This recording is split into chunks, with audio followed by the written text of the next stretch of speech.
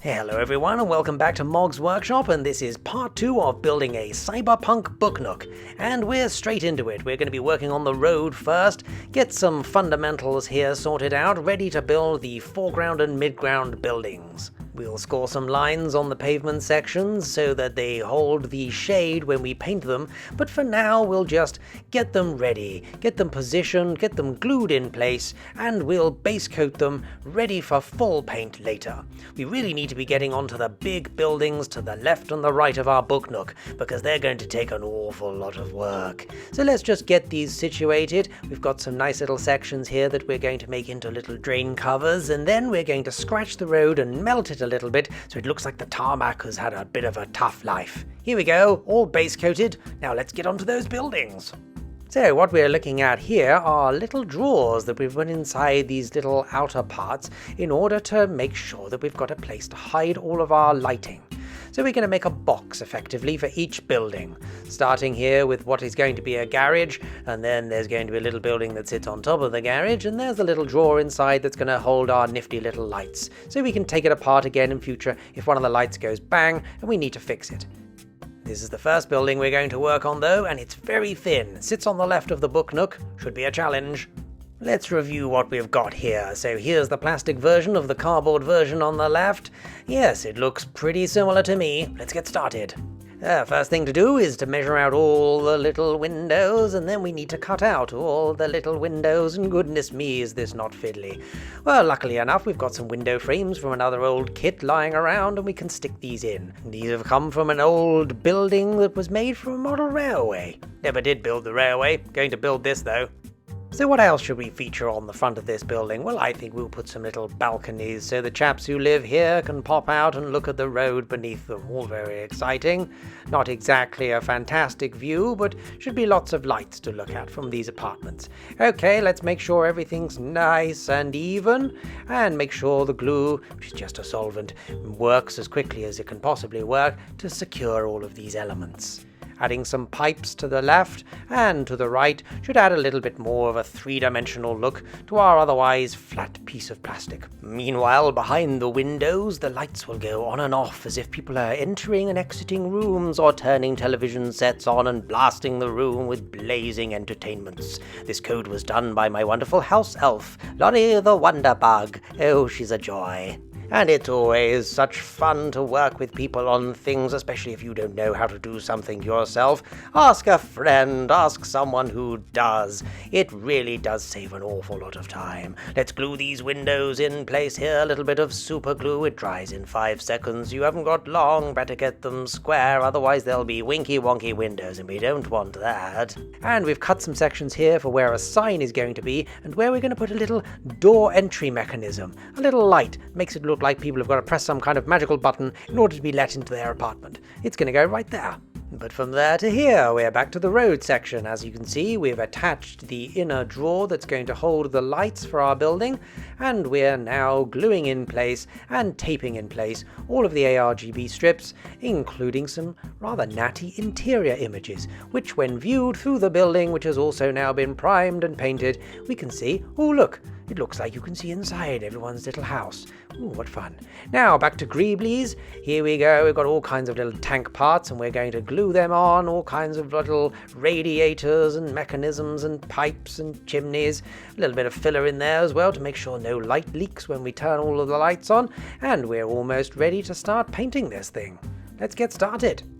But where to start? Well, a nice simple grey wash should do, and then we're going to apply over that some contrast white. What this will do will just dirty up our model a little bit, add a little bit of more of a concrete feel, so it's not just one big flat colour. Here we go, add some colours to the other little parts there, and everything's kind of blocked in, ready for these fellows. The oils. Oh, this is so much fun. You don't need to add a thinner, but you can if you want to. Depends what kind of effect you're going for. I'm going for deeply grubby. So let's get all kind of colours and splodge them on and splish and splash, and we're just going to make sure that everything looks really grimy and grungy.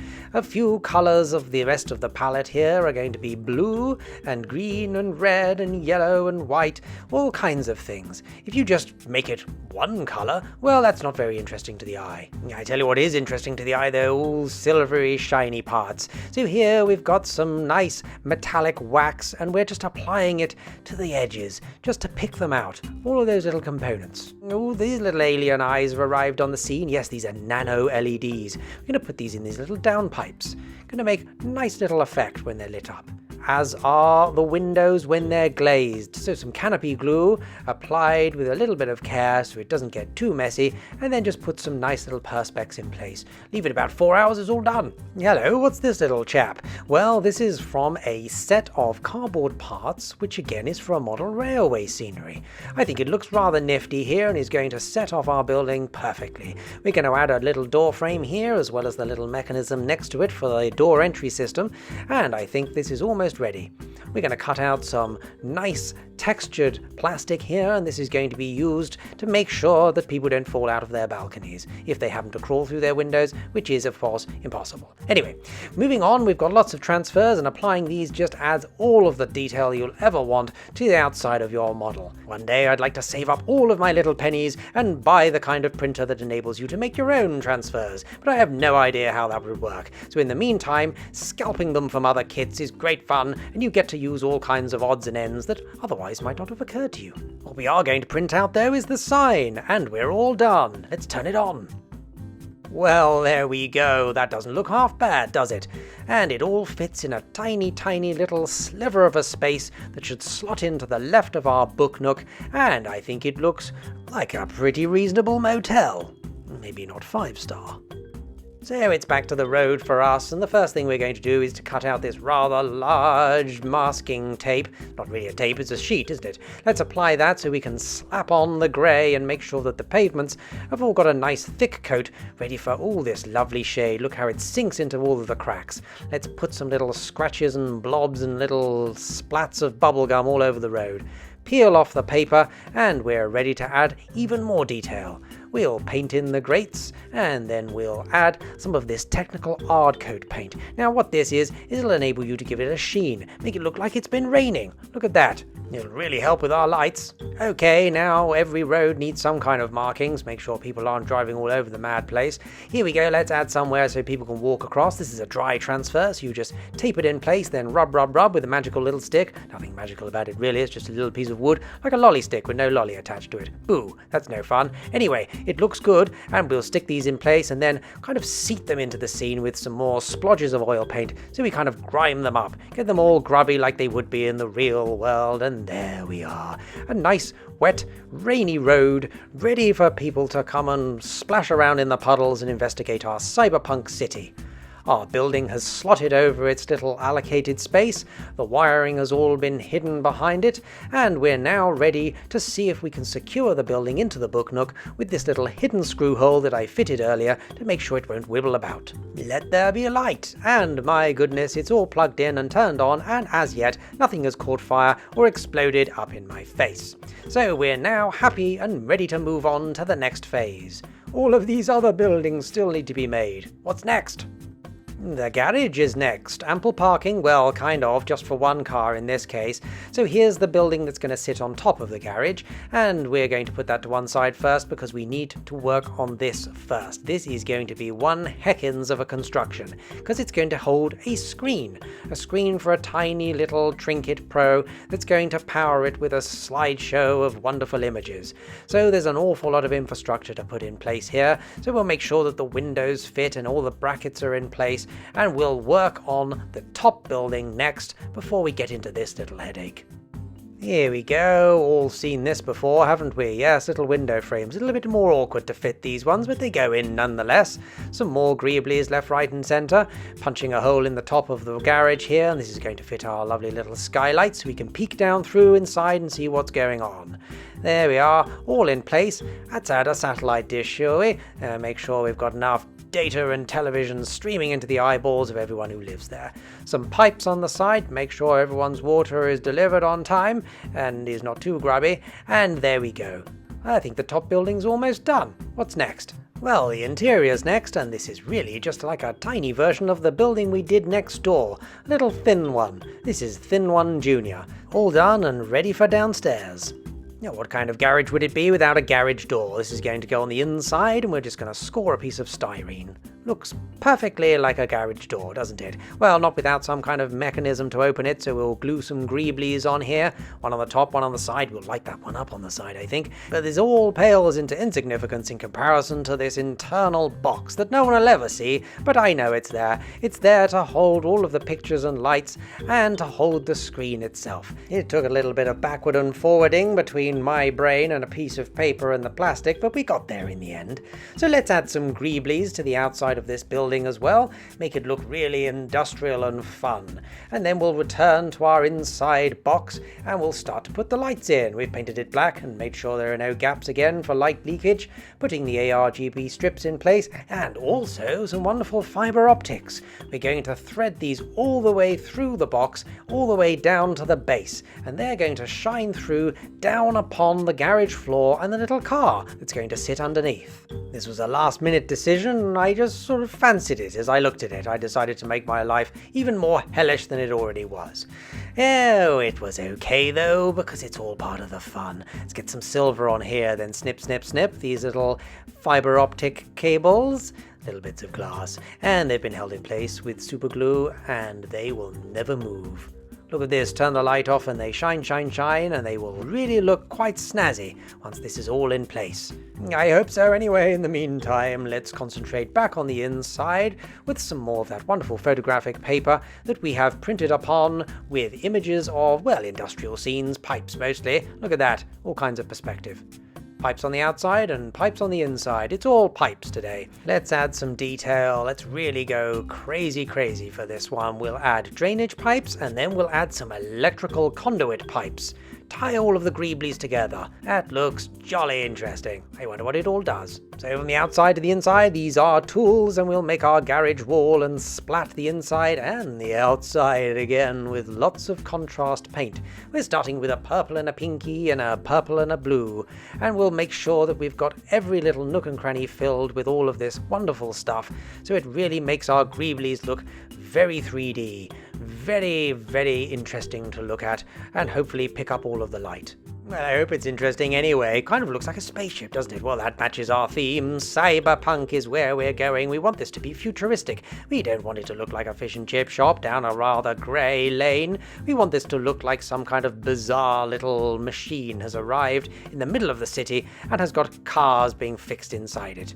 Here we go. Let's get it all covered so we can move on to the next phase. The interior. Yes, it's all dried back here now, so we're going to blast everything with all kinds of dry brushing, really make it look like a grimy grunge fest. Adding some silver to a little Q-tip here, and we're going to make these grates stand out, and then we're going to paint all of these little gas cylinders, and the tools, and the pipes. The top of these pipes won't be able to see them, but the tools you will be able to. Oh, they're so tiny and fun. And we've added some barrels, and some wheels, and some all kinds of grot. I think it's come together as a rather interesting looking interior. Yeah, not much bigger than a 2p piece. So what about that little light next to the garage? Well, yes, we did manage in the end to get one in there. A little nano LED crept inside and wrapped round the back. Let's move on. Onwards and upwards, because we're returning to the top of the building and we're hitting this with some Agrax Earthshade before we then go for some red contrast paint. Now, these contrast paints by Citadel are different from their normal range. These ones not only provide low lights but also highlights. They kind of pull away from the high areas and sink into the low areas. They're very much handy when you're trying to do something fast or trying to paint a big large area like this. Blast on some Nuln Oil here, again by Citadel, just to dirty up these silver elements, make sure nothing's too bright, and we'll hit these with some colour, and then we'll make sure that everything is neat before we move on to the oils. Yes, we've gone from neat to messy. Reason being, you can't fix it once it's already there. You will never be able to match those colours. So oils should be one of the last things you do before adding the transfers and sealing them in place. All done upstairs, let's head back downstairs and work on all of those pipes and conduits. We'll cover them all in nice bright colours, and if you were going for a cartoony shaded effect, you could stop here, but we're going one step further and adding all of that grunge back in via Nuln Oil in this case. Applied liberally and let to dry, it really pulls everything together and makes it look much more interesting and detailed. All of that flat shading just gets rid of detail. Put it all back in with a nice big dollop of Nuln Oil. Add your weathering and your silver highlights and we're good to go. Where are we going? Oh, we're going inside. We're adding some fiber optics and then we're going to fit the screen. Get all these wires out of the way because there's many more wires to come from this little chap. Put our inside box there and add in the screws. This will be removable again in case this screen goes bang in the future. And we've got everything all nice and grunged up. We've got the outside lights, we've got the inside lights. What we need to do now is just thread the little cables through the little holes and we're all in one piece at last. Now we can remove this top masking that's been protecting the building's interior above there from all of my splashy paints, and we can put its little hat on. Once that's all in place, there's just one missing part here, and that is our sign. Let's print something out. All in place, doesn't that look rather jolly?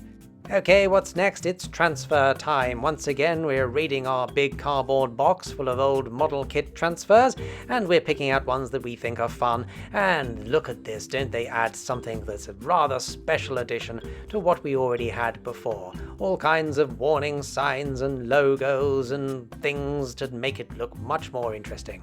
If you give it a little thought, you can create a little story about your building. Pick out the little signs that make sense.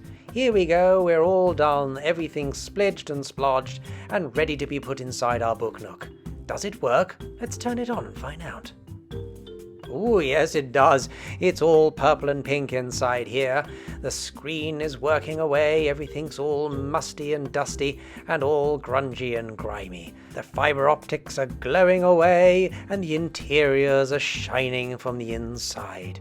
The screen switches between images, and we'll have to wait to see what that looks like in part 3. Because yes, friends, we need to part right now because we need to get ourselves all prepared for part 3 of this video, the last buildings and the final assembly of our Cyberpunk book nook.